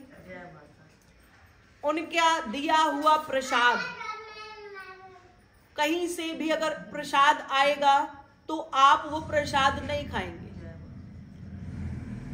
आप कहीं जाएंगे नहीं, किसी सत्संग को सुनेंगे नहीं। जहां सत्संग हो रुई लेके अपने कानों में डाल लेना। अगर सत्संग सुनना तो सिर्फ उन्हीं का ही सुनना, के अलावा ऐसी बहुत सारी बातें, दिवाली नहीं मनानी, होली नहीं मनानी, भाईचारा नहीं रखना, किसी की शादी में नहीं जाना, स्त्रियों को श्रृंगार नहीं करना, जो जितना उनके द्वारा मुझे पता चला। नाम मैं गुरु का नहीं बता सकती। तो बस एक ही बात कहूंगी कि आपके जीवन काल में कभी ऐसी कोई परिस्थिति आ जाए और उस व्यक्ति से मिल लो जो ये सारी लिस्ट मैंने आपको बताई है, तो हाथ जोड़कर प्रार्थना है कि कितना भी बुरा समय आपके लगे कि जीवन में आ रहा है, उतनी ही मजबूती से महामाई की टांग को पकड़कर रखना, छोड़नी नहीं है। छोड़ते ही इतना सा बीच में फासला आएगा, कोई और घर बना लेगा, कोई लाख बार आपको कह देना कि इसको छोड़ दो मैं तुम्हें करोड़पति बना दूंगा, वो भी नहीं बना सकता। यह देने वाली शक्ति है। अगर किसी भी कारण से अगर इसने आपके लिए आपकी मांगी हुई चीज अगर वो नहीं दे रही है, तो पीछे उसने कई कारण भी सोचे होते हैं। तो उस व्यक्ति को लगा कि मैंने गुरु धारण कर लिया, और मैंने जब मुझे पता चला तो मुझे लगा कि भगवान ने इसको टांग मार दी। भगवान की सेवा कर रहा था कि कोई ऐसी गलती कर दी, महारानी ने, प्रभु ने उठाकर ऐसी जगह फेंक दिया, आज के बाद मेरी शक्ल तू ना देखना, ना मैं तेरी देखूंगा और ना तू मेरी देखना। अब दिन रात हम इनकी आराधना कर रहे हैं और एक ऐसा गुरु बना ले वो कहे कि इसको नहीं देखना, तो आप सोचो कि इसी ने ही भगाया है, इसी ने ही निकाला है। अब संसार कुछ भी कहे, मैं तो अपनी वाणी बता रही हूं। तो मां की भक्ति और मां का प्रेम, ये बड़ा अटूट संबंध है। जब भक्त और मां शेरा वाली तो है ही, तो हम तो मां ही कह रहे हैं। जब भक्त और मां आपस में ऐसे जुड़ जाती है ना, तो विजयता आती ही आती है। आज नहीं, कल नहीं, परसों नहीं, ऐसा कोई परम व्यक्ति नहीं है। मैंने दुनिया को देखा है। मैं बार बार कहती हूँ कि भले ही मेरी उम्र कम है, पर मैं जो यहाँ तक देख सकी हूँ वो केवल यही है कि इसकी टांग को छोड़ना, इसकी टांग जो इसके चरण है ना, उसको इतना कस के पकड़ कर रखना कि तारने वाली भी यही है। इनके हुक्म के बगैर होता कुछ नहीं है। आप कितनी मर्जी धक्के खा लेना, कहना इसको छोड़ के किसी और को धारण कर लिया, इसने फेंका है तब वो उसने तुम्हें पकड़ा है, और ऐसा बनाकर रखना कि ये तुम्हें छोड़ ही ना सके। मैं कोई गलत नहीं कह रही हूँ, जो जीवन की आप बीती है वही आपको बताती हूँ। किसी की निंदा करने का कोई उद्देश्य नहीं है। अगर कोई परम व्यक्ति, कोई गुणकारी, धर्म क्यों खराब हो रहा है? क्योंकि धर्म में हमारे ऐसे ऐसे लोग आ गए जो ये कह देते हैं कि यही नहीं है। अरे परम ज्ञानी हो, अगर यही नहीं है तो आप खुद अकेले क्या कर सकते हो? सर्वशक्तिशाली हैं ये, और जिनको दर्शन दे देती हैं वो फिर अपनी जिंदगी में सच में गदगद जिसको बोलते हैं ना, वैसे ही रहता है। किसी से उसका कोई लेना कोई देना, कुछ किसी से मतलब नहीं। सब कुछ जब इसको ही दे दिया, आपका मान, आपका सम्मान, आपका सुख, आपका दुख, आपकी गरीबी, आपकी अमीरी, वो इसकी है। छोड़ दूं ना, करके देख लो, 1 साल कर देख लो। हम सोचते हैं जो हम करेंगे वो हमें सुख प्राप्त कराएगा। हम सुख ढूंढ रहे हैं, पर कहां से मिलेगा जब तक ये देगी नहीं। इसने नहीं दिया, नहीं मिलेगा। इसलिए बार बार क्या बोलती हूँ, उस दिन मैंने अभी भी बोला, फिर आज फिर आपको कहूंगी कि जब तक आप और हम सब भगवान और महामाई के प्रति अपनी मानसिकता को अच्छा नहीं बनाते, जब अभी तो हमारे आगे क्यों नहीं आ रही, आ जाएंगी। मानसिकता बदलते चले जाएंगे, अपने आप दर्शन देने लग जाएंगे। किसी रूप में दे, कैसे मर्जी दे, वो उनकी इच्छा। मैंने कह दिया इसमें भी वही है, इसमें भी वही है, इसमें भी वही है। अगर इसको शांत कर दो तो लगेगा माँ रुष्ट हो गई, ऐसा ही होएगा। तो इसका मतलब जोत में भी माँ है। ईश्वर ना करे स्वरूप खंडित हो जाए तो इसका मतलब इसमें भी माँ है। केतरी आई तो ये माँ है, अगर नहीं आई तो फिर में क्यों नहीं आई। कलश में जल था, खोलते जल नहीं निकला, माँ कहाँ गई। हर चीज में माँ है। इससे हटेगी तो उसमें आ जाएगी, ऐसा नहीं है। ये तो वो चांद तारे वाली वो रोशनी है जो हर जगह समाहित है। वो जो लाइट हमारी जल रही है वो सब पर बराबर आ रही है। शक्ति वही है, हम सब पर है। पर शक्ति से जो अगर हम चमकना चाहते हैं तो हमें इसकी लाइट के पास आना होगा, ये तो तय करना पड़ेगा। और जब तक ये तय नहीं करेंगे तब तक कल्याण नहीं होता। और हम तो इसके पक्के ठेकेदार हो गए। हमें कोई लाख गालियां दे दे, हम किसी को कुछ नहीं कहते। हमें कोई कुछ कहे, बात एक ही है, इसने सुन ली, अपने आप लेखा जोखा माँ ने करना है। हम डायरेक्ट क्यों कहें कि माँ इसके साथ बुरा करूं? मैं कौन होती हूँ कहूं बुरा करूं? जैसा बीज बोऊंगी वैसा ही तो काटेंगे। हम नहीं कहेंगे। वो कौन है? वो दिव्य शक्ति है। सारे बही खाते उनके हाथ में है, जो चाहे वो कर सकती हैं। महारानी के दर्शन की अभिलाषा अपने हृदय में बिल्ली की तरह लगाकर रखो कि मेरे राम आएंगे। कब आएंगे, क्यों आएंगे, कैसे आएंगे, कौन सा दिन, कौन सा वार, उनके भी गुरु ने नहीं बताया था। इसलिए यही लाइन उनकी माने रखती है कि मेरे राम आएंगे। वो हर रोज तैयारी कर रही हैं, पर देखो उनको नहीं पता कि कब आएंगे, पर वो आए। लोगों ने जब ये सोचकर भी डाल दिया कि अब नहीं आ सकते, जो तेरी कही, उसने कहा मेरे गुरु ने कहा है आएंगे। ड्यूटी देकर गए हैं गुरु और कहकर गए आएंगे, तो राम से उनका जितना लेना देना है उससे कहीं गुना ज्यादा उनके गुरु से उनका लेना देना, कि गुरु कह के गए ना, गुरु झूठ नहीं बोलते। पर आपके गुरु अगर आपको ये कहे भगवान नहीं है, तो फिर उस गुरु को तो मेरा कोटि कोटि प्रणाम है, बहुत दूर से ही। कभी जिंदगी में भी ऐसे परम व्यक्ति हमारे समक्ष भी ना आए जो ये कहें कि महामाई नहीं है। इसलिए माता रानी की जय जयकार होती रहे, महामाई की चौकियां सजती रहे, और महारानी के पिंडी रूप के दर्शन हम सब भक्तजनों को सदैव होते रहे। यही मंगल कामना महाभगवती के श्री चरणों में रखती हूँ और कहती हूँ कि हे पांडवों, आपने मेरे पिंडी रूपी विग्रह को चौकी पर जो सुशोभित किया है करके बहुत ही सुंदर कार्य किया है, परंतु मूर्ति या पिंडी किसी भी देवी देवता की हो, उसे यूं खुले स्थान पर रखना उचित नहीं है। उसके ऊपर छत का होना बहुत आवश्यक है।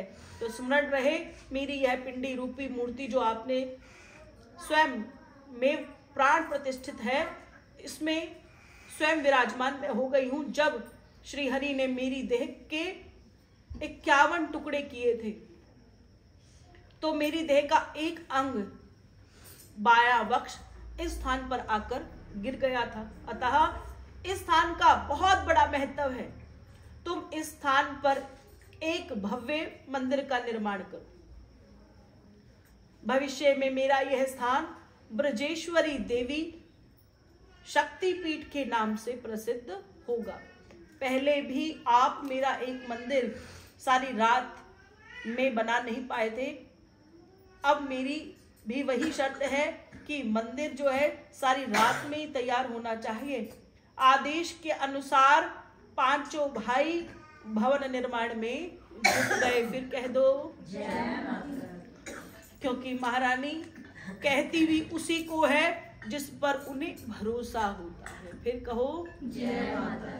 कभी कभी लोग बोलते हैं जैसे कि कैसे हो रहा है, इसलिए हो रहा है क्योंकि महारानी आप हम सब पर भरोसा करने लगी हैं। उनको लगता है कि अगर अब मुख से बात करी, मुंह से कह दिया कि ये वाला काम करना है और हमने नहीं करा, एक बार नहीं करा, 2 बार नहीं करा, 3 बार नहीं करा, तो क्या होता है? फिर माँ कहना छोड़ देती है।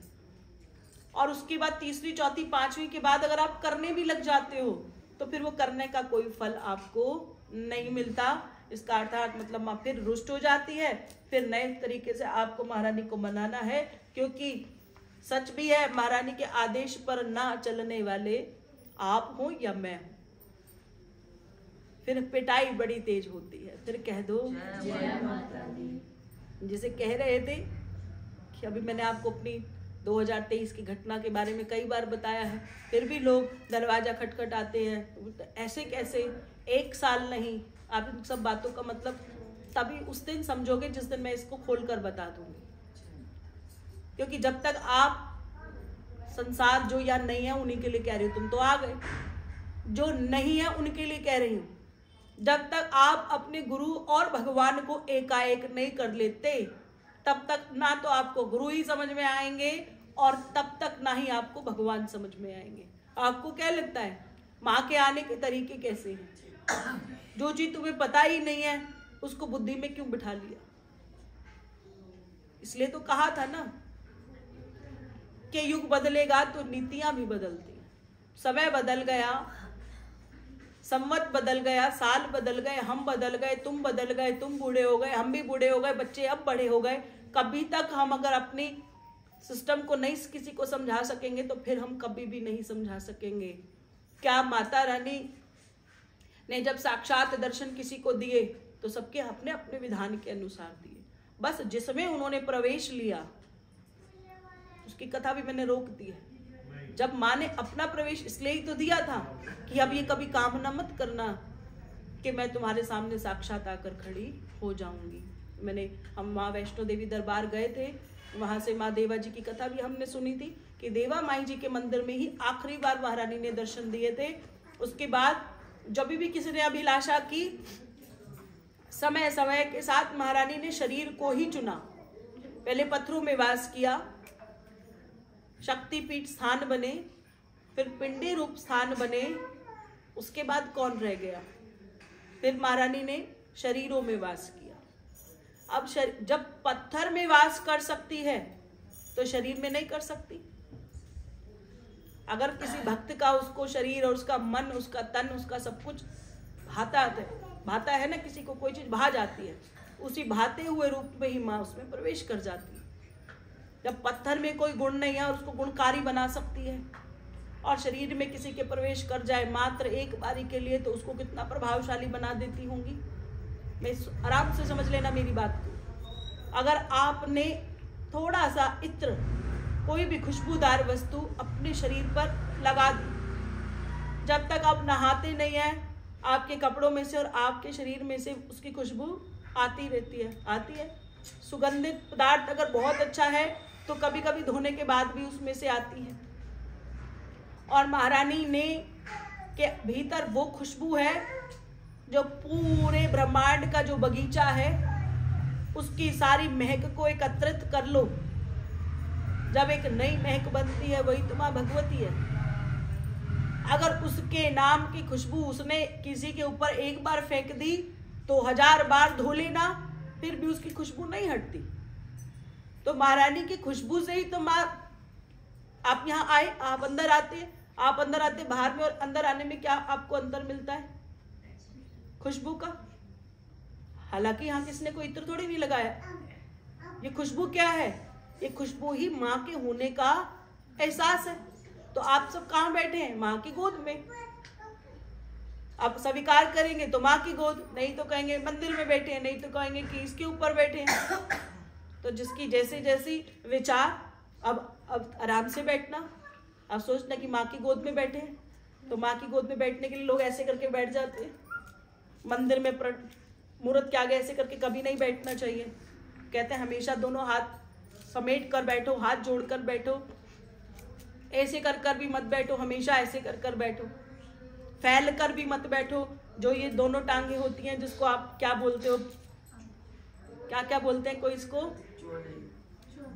कोई चौकड़ी कहता है, कोई आलती पालती कहता है, शब्द अलग अलग है, तरीका यही वाला है। जब मंदिर में बैठो तो इसको फैलाकर मत बैठो, हमेशा इसको अच्छी तरह समेट कर बैठो। महारानी के बैठने की नियम है, जैसे नियम निभाते हैं वैसे ही भक्ति बढ़ने लग जाती है। फिर कह दो जय माता दी। तो माँ माई की बड़ी कृपा होती है जिन भक्तों पर। इस बात को सिर्फ यहीं पर मैं पूरा कर देती हूँ। तो 5 पांडवों ने माता रानी का आदेश स्वीकार करा और उन्होंने सारी रात में मंदिर को बनाने की जो परमिशन दे दी थी कि यही मेरा आदेश है कि आप सारी रात लगकर इस मंदिर का निर्माण करें।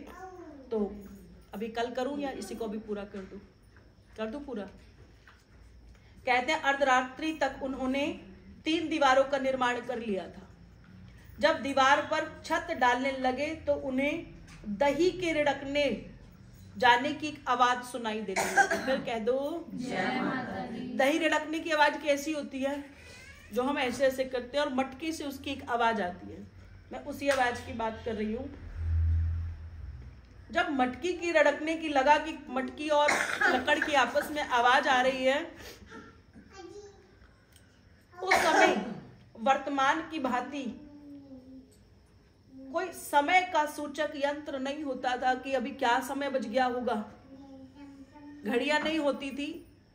अगर सूरज निकल ही गया तो दिन ही हो गया, यानी आज रात की मेहनत भी बिल्कुल खराब हो जाएगी। इसलिए पांडव समय का ध्यान नहीं रख पाए। उन्होंने सोचा कि शायद प्रभात हो गई है और मंदिर जो है अभी पूर्ण रूप से निर्मित नहीं हुआ है। अब ये दही की बात से उनको ऐसा क्यों लगा कि दही रिड़कने की आवाज आ गई है और सुबह हो गई है? क्योंकि पहले समय में क्या होता था, जो दूध दही का काम करते थे, जितने घरों में ऊँटनी, गाय भैंस, विशेषकर ऊँटनी का मैं बात कर रही हूं, इनका क्या होता था, दूध सुबह सुबह ही निकाल दिया जाता था। ऊँटनी का दूध जो है ज्यादा समय तक रखने से दूध फट जाता है, बेकार हो जाता है। तो जो कुछ भी करना है उसका कुछ समय के अंतराल में ही कर लेना चाहिए, ऐसा कहते हैं सब। तो जो ये सब होते थे, क्या करते थे, सुबह सुबह इनकी स्त्रियां दिन निकलने से पहले ही दूध, मक्खन, लस्सी, घी तैयार कर और उसमें मटकों में भर के रख लेते थे। और जैसे ही दिन निकलता, उससे पहले जिस गांव में उनको बेचने के लिए जाना है, तो वो लोग निकलने लग जाते थे। तो जब वो स्त्रियां रिड़कने लग जाती थी, तो आस पड़ोस के गांव वालों को ये सूचना हो जाती थी अब थोड़े दिन के बाद सूर्य उदय होने वाला है। अब उनको तो ये चिंता हो गई कि अगर दिन निकल गया और मंदिर पूरा नहीं हुआ है तो क्या होगा, इस अधूरे मंदिर में माता निवास नहीं करेगी। ये वाली बात पांडवों को पता था। पांडवों के मन में शंका उत्पन्न हो गई, यदि स्थानीय निवासी जो है दही रिड़कने का कार्य करते तो वह प्रातः काल में ही करते हैं। तब युधिष्ठिर ने शंका को दूर करने के लिए अर्जुन को उस दिशा में ही भेज दिया जहां से दही रिड़कने की आवाज आ रही थी। कहते जाकर देखो कि क्या हो रहा है। अर्जुन ने वहां जाकर देखा कि ऊंटों वालों ने एक जगह ऐसा पड़ाव डाला हुआ था और एक बुजुर्ग माता वहां बैठकर दही को रिड़क रही थी। जो ऊंट जो चलाते हैं ऊंट, उनके परिवार की बात है। अर्जुन ने उस माता से पूछा, हे माता, प्रभात होने में अभी कितना समय शेष है? तब माता ने कहा कि बेटा, अभी तो अर्धरात्रि का समय चल रहा है और तीसरा पहर शुरू ही हुआ है। तो अर्जुन ने पूछा कि माता, आप अर्धरात्रि के समय ही दही क्यों रिड़क रही हैं? तब बुजुर्ग, उनको कई लोग भुवरिया कहते हैं, कई लोग गुजरिया कहते हैं, उनको कहा तो वो बोलते हैं कि बेटा, हम ऊंटों वाले, बलोच कास्ट का नाम है, हमें सुबह जल्दी ऊंटों की मंडी में पहुंचना होता है, इसलिए मैंने सोचा कि जल्दी से दूध निकालूं, जो दही बनी हुई है उसे रिड़क लूं, ताकि हम यहाँ से जल्द प्रस्थान कर सके और समय से ही मंडी भी पहुंच जाएं। तो इस बात को सुनते ही अर्जुन को तो बड़ा क्रोध आया। इतना जरूरी काम छोड़कर आपकी एक रिड़क की आवाज से सुनकर जो है सारा व्यवस्था खराब हो गई। अर्जुन को इतना क्रोध आया कि उसने उस गुजरी को कहा कि आपके असमय अर्धरात्रि दही रिड़कने के कारण हमारा मंदिर निर्माण का कार्य अधूरा रह गया है। अतः मेरा श्राप है कि आज के बाद ऊँटनी के दूध पर चाहे 7 मलाई क्यों ना आ जाए, लेकिन स्वर्ण की मधानी से रिड़कोगे तो भी उसमें मक्खन नहीं निकलेगा। यह आज भी प्रमाणित है कि ऊँटनी के दूध पर मलाई कितनी बार भी आ जाएगी, अगर आप उस मलाई को एकत्रित करके घी बनाना चाहें तो वह नहीं बनता। अर्जुन का जो श्राप था वह इसी बात को प्रमाणित करता है। श्राप आज तक वही का वही कायम है। दूध उबालो, ज्यादा देर के बाद तो दूध भी बेकार हो जाता है। अर्जुन ने सारी बात आकर उन्हें बताई कि अभी तो अर्धरात्रि का तीसरा पहर चल रहा है, अब हमारे पास छत बनाने के लिए कुछ समय शेष है। तब युधिष्ठिर ने छोटे भाई भीम को आदेश ही दे दिया कि बिना समय गवाए भीम को कहा कि एक बहुत बड़ी शिला ले आओ, एक ऐसी शिला जिसमें कहीं जोड़ ना हो। जब ऐसी बात उनको कही कि एक शिला ऐसी ले आओ ताकि हम छत की जगह पर ना एक शिला ही रख दे। जैसे आप तो लेंटर डले, पहले छप्पर डलते, छोटे छोटे पत्थर अटकाते, समय नहीं है तो तुम एक शिला का निर्माण करो, कहीं से लाओ, छत जो है उसी शिला से ही बनाई जाएगी। भीम के पास जहां वो खड़े थे वहीं पर एक पहाड़ी से एक बहुत बड़ी शिला को लाकर मंदिर की तीनों दीवारों के ऊपर उस छत के रूप में उसे स्थापित कर दिया गया। कह दो जयकारा शेरावाली जी दा, और साचे दरबार की जय। जब मंदिर बनकर तैयार हो गया तब पांडवों ने फिर माता से प्रार्थना की और कहा कि अब तो मंदिर पूर्ण हो गया है, आप सदैव के लिए यहाँ विराजमान हो जाओ। हाथ जोड़ पांडव आख दे, मेरी मैया जी सानू होर टहर फरमा तारो मैया जी। अब ये काम तो हो गया है, अब हमें अगला आदेश दो कि अब हमें कहाँ जाना है और कहाँ जाकर आपका नया हुक्म क्या है वही हम मानेंगे। हे माता, आपके लिए मंदिर का निर्माण हो चुका है, कृपया करके मंदिर में आकर अब विराजमान हो जाओ। तब माँ कहती है कि हे पुत्र, तुम पांचों ने यह मंदिर बनाकर बहुत ही सराहनीय कार्य किया है, परंतु अभी एक कार्य और शेष रह गया है। पांडव बोले, हे माता आप आज्ञा कीजिए। जब भी कोई नया कार्य किया जाता है अथवा कोई नया भवन तैयार किया जाता है तो उसे प्रयोग में लाने से पूर्व कोई पूजा पाठ, यज्ञ, हवन, भजन, कीर्तन इत्यादि करना हमारे लिए आवश्यक किया जाता है। इसलिए मेरा यही आदेश है कि स्थान पर तुम ऋषि मुनियों को बुलाओ, स्थानीय मनुष्य को बुलाओ, देवों को आमंत्रित करने के बाद यहाँ एक बड़ा ही विशाल यज्ञ का आयोजन रखो।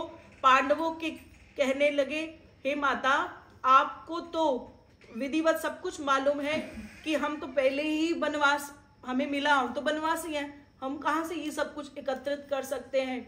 यहाँ घोर निर्जन वन है, आसपास कोई रहता नहीं है, आसपास कोई नगर ही नहीं है जहाँ से हम किसी को बुलाएं और यहाँ पर किसी भी प्रकार का यज्ञ या कोई भी अनुष्ठान यहाँ हो, ये संभव नहीं है। और सबसे बड़ी बात क्या है कि आपको यज्ञ करना है या कोई बड़ा अनुष्ठान करना है तो सबसे ज्यादा सामान और सामग्री वो कहाँ से लाएंगे? बंदे ले भी आए तो यहाँ तो कुछ है ही नहीं, सामग्री कहाँ से जुटाओगे? माता कहती है, पांडव चिंतित होने की आवश्यकता नहीं है, आप पांचों भाई जिस जिस वस्तु की कामना करोगे मेरी कृपा से वह सामग्री तुम्हारे समक्ष ही प्रकट हो जाएगी। फिर कह दो जय माता दी। सबसे पहले विचार किया कि ऐसे जो ऋषि मुनि जो है उनका चुनाव किया जो शतचंडी यज्ञ करने के विशेषज्ञ होते हैं। शतचंडी यज्ञ कि हमारे को शतचंडी यज्ञ कराना है। तभी माता की आकाशवाणी के द्वारा कि इंद्रप्रस्थ और हस्तिनापुर के मध्य में दुर्वासा ऋषि जी का आश्रम है, आश्रम में जाओ, शतचंडी यज्ञ करने के लिए वहां से जो है सभी को बुलाओ, प्रार्थना करो कि वो सभी यहाँ पहुंचे। एक तो वह मेरे परम भक्त हैं और दूसरा वह मुझसे संबंधित सभी प्रकार के यज्ञ करने में पारंगत हैं। संपूर्ण यज्ञ सभी के निर्देशन में कराया जाए और वही यज्ञ की तिथि भी निर्धारित की जाए। कह दो जय माता दी। परंतु माता जी आप तो जानते हैं कि वे समूचा क्षेत्र हम जुए में हार चुके हैं और उस क्षेत्र में हमारा प्रवेश अभी वर्जित है, इसका उपाय क्या है? तो माता कहते हैं इसका एक ही उपाय है कि तुम में से कोई भी वहां पर वेश बदल कर जाए और उनको निमंत्रण देने की कृपा करे। कह दो जय माता दी।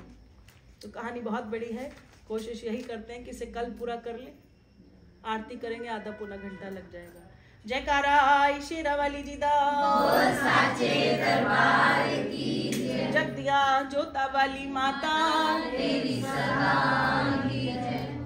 ऐसे ग्रंथों का निर्माण कलयुग में हुआ क्योंकि जब लोग भगवान को मानने से इनकार कर देते हैं, लोग प्रमाण मांगने लग जाते हैं कि भगवान है तो दिखाओ, बताओ कहाँ है, कैसे है। ऐसे में जो भक्त जन है उनका कई बार खून इतना खोल उठता है कि वो सच में भगवान को ढूंढने के लिए निकल जाते हैं, क्योंकि भगवान को ढूंढने में तो भगवान के चिन्ह की प्राप्ति होती है। लेकिन ये भी सत्य है कि केवल भगवान को ढूंढो मत कि आपने भगवान को पा लिया है, ऐसी पालना करते हुए बिल्कुल धैर्य भाव के साथ, बिल्कुल शांत भाव के साथ भक्ति को करो। ऐसी जिज्ञासा मत रखो अपने हृदय के अंदर कि मुझे भगवान को ढूंढना है। जैसे किसी ने आपको मंत्र दे दिया यूट्यूब पर कि इसको जपो भगवान आएंगे, आपने मंत्र जपा, भगवान तो नहीं आए। तो आपने मंत्र इसलिए जपा कि भगवान आए। इस पूरे ब्रह्मांड में ऐसा कोई मंत्र नहीं बना जिससे महारानी को जपते ही महारानी प्रकट हो जाए। खाली जाप नहीं, जाप के साथ साथ बहुत कुछ करना पड़ता है। और इन सब चीजों को छोड़कर अगर भोले भाव से केवल महामाई की सेवा में जुट जाते हैं, सेवा से बड़ा क्या है। हम सबको पता है सेवा करोगे तो मिलेगा मेवा। अब मेवा की कामना नहीं कर रहे हम, तो कह रहे केवल माँ की सेवा। जिसको सेवा मिल गई तो मेवे की कामना नहीं है, वो तो अपने आप ही चलकर आने लग जाता है। इसी भाव के साथ आने वाले नवरात्रे और भावना के साथ बढ़ा ले और अच्छे से रखने की कामना करें। घर के लोगों को प्रेरणा दे, चाहे एक व्रत रखो, नहीं रख सकते उसके पास आकर बैठ जाओ, कुछ मत करो, कोई पाठ मत करो, बस 15 मिनट वहां आकर बैठ जाओ। घर के सभी बच्चों को ये आदत होनी चाहिए कि अब जो है यहाँ पर दिमाग में कि नवरात्रे आने वाले हैं। प्रत्येक जाति में अपने छोटे छोटे बच्चों को बचपन से ही ज्ञान दिया जाता है ताकि वो सब चीजों को समझे। तो हम भी वही कार्य ही कर रहे हैं। कभी मत सोचो कि ये बच्चा छोटा है, ये बच्चा छोटा है। अगर इनको खाने का पता है, तेरा और मेरे का पता है, तो इनको ये भी पता है कि हम कौन से धर्म के हैं और हमारे धर्म में मुख्य देवी देवता कौन से हैं। और कहीं भी अगर तुम अपने कानों से अपने देवी देवताओं का अपमान सुनने की इच्छा से कहीं खड़े हो तो वहां से तुरंत निकल जाना, नहीं तो कहते हैं जिसको पितृदोष लग जाते हैं। आज पितृदोष ही क्यों लग रहे हैं? पितृदोष का सबसे बड़ा कारण ही तो यही है। वहां जाकर बैठ जाते हैं। किसी के दोस्त ने कहीं निमंत्रण दे दिया, किसी की सहेली ने कुछ कर दिया, ऐसे ऐसे धर्म पैदा हो गए, ऐसी ऐसी नई नई जातियां बनने लगी जो भजन करने की आड़ में सारा अपना मनोरंजन करते हैं। तो वहां पर एक भक्त की कोई जगह नहीं होती। फिर कह दो जयकारा शेरावाली जी दा, इसे बंद कर दो, आरती उसको बुला लो।